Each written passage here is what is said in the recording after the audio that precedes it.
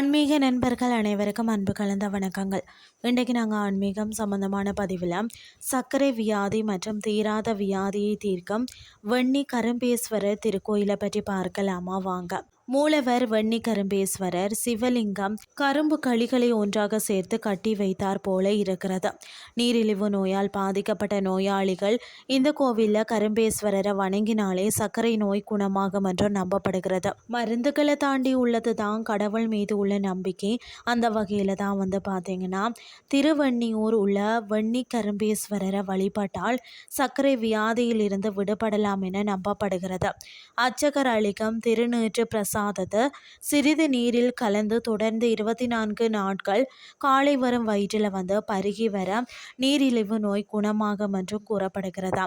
அதாவது சர்க்கரை நோய் இருக்கிறவங்க முன்பு இந்த கோயிலில் சர்க்கரை மற்றும் ரவையை சேர்த்து வெண்ணி கரும்பேஸ்வரருக்கு அர்ச்சனை செய்து பிரகாரத்தில் தூவுவார்களாம். சர்க்கரையை எறும்புகள் தின்று விட்டால் அவர்களுக்கு சர்க்கரை நோய் குறைவதாக ஐதீகம்.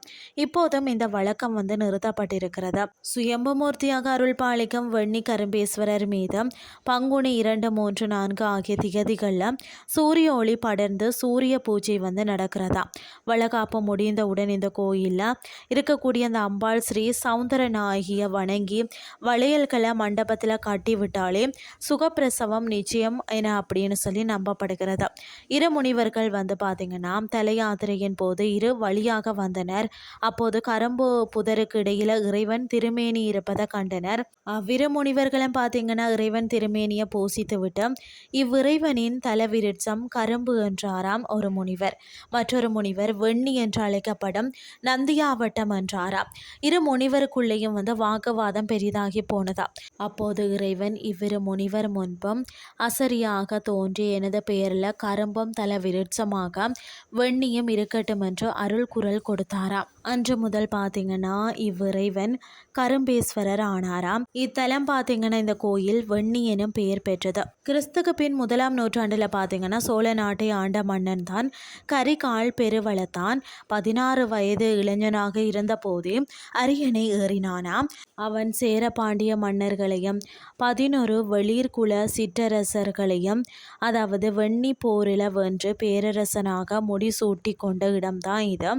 வெண்ணி பரந்தலை என்று இலக்கியங்களில் கூறப்பட்டுள்ள இடம்தான் இன்றைய கோவில் வெண்ணி என்பதாகும். சுற்றிலையும் கடைகள் இல்லாததால் பக்தர்கள் கோயிலுக்கு செல்லும் போது அனைத்து பூஜை பொருட்களையும் எடுத்து செல்வது நல்லதாம். கோவில் வெண்ணி திருவாரூர் மாவட்டத்தில் அதாவது நீடாமங்கலம் அருகே தஞ்சாவூரில் இருந்து 24 கிலோமீட்டர் தொலைவில் அமைந்திருக்கிறது. பழங்காலத்தில் இடங்கள் முதன்மையாக அங்கிருந்த கோவிலால் அடையாளம் காணப்பட்டன. எனவே இந்த இடம் பார்த்தீங்கன்னா வெண்ணியூர் என்று அழைக்கப்பட்டது. இது பின்னர் கோயில் வெண்ணியானது. மூலக்கோவிலை கரிகால சோழன் கட்டியதாகவும் பிறகு மொச்சுக்குந்த சக்கரவர்த்தியால் புதுப்பிக்கப்பட்டதாகவும் கூறப்படுகிறது. இன்றைய ஆன்மீகம் சார்ந்த பதிவு உங்களுக்கு பிரயோசனமாக அமைஞ்சிருக்கும்னு சொல்லி நானும் நம்புகிறேன். இதே மாதிரி மற்றொரு ஆன்மீகம் சார்ந்த பதிவோடு உங்களை சந்திக்கிறேன். நன்றி.